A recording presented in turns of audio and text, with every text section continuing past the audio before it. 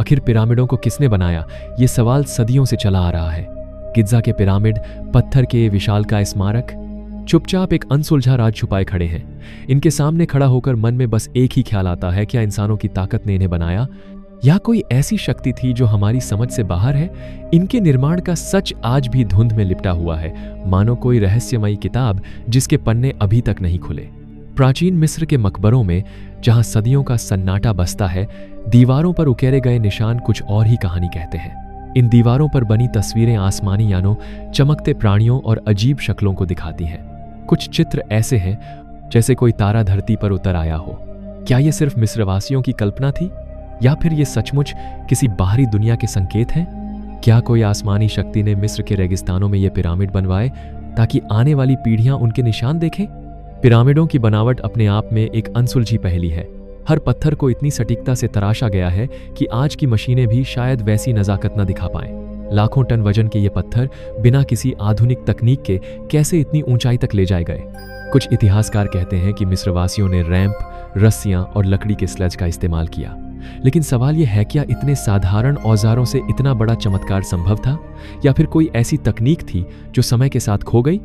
कुछ लोग मानते हैं कि पिरामिड सिर्फ मकबरे नहीं थे, शायद ये एक खगोलीय वेधशाला थे जो तारों और ग्रहों की गति को पढ़ते थे, या फिर एक रहस्यमयी ऊर्जा स्रोत जो प्राचीन शक्तियों को जागृत करता था।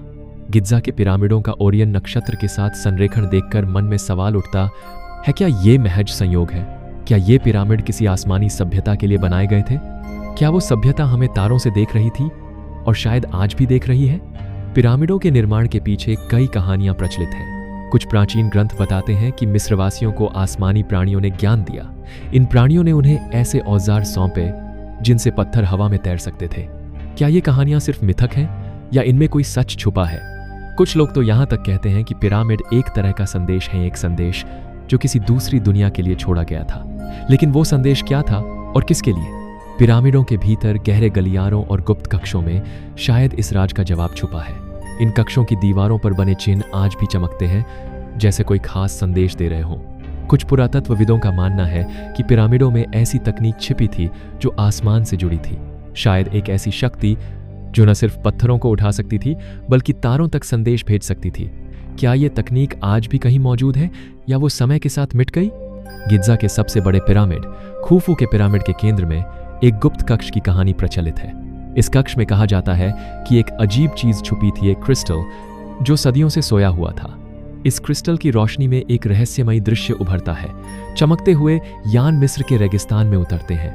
अजीब शक्लों वाले प्राणी जो पत्थरों को हवा में उठाते हैं, जैसे गुरुत्वाकर्षण उनके लिए कोई मायने न रखता हो।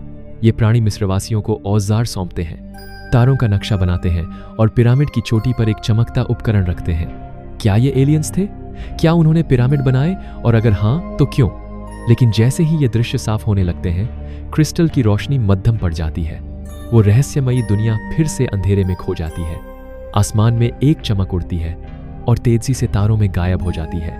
क्या ये पिरामिड हमें उस सच की ओर बुला रहे हैं जो अभी तक अनसुलझा है?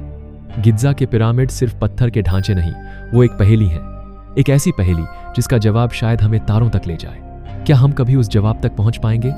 ये कहानी अभी खत्म नहीं हुई, ये तो बस शुरुआत है।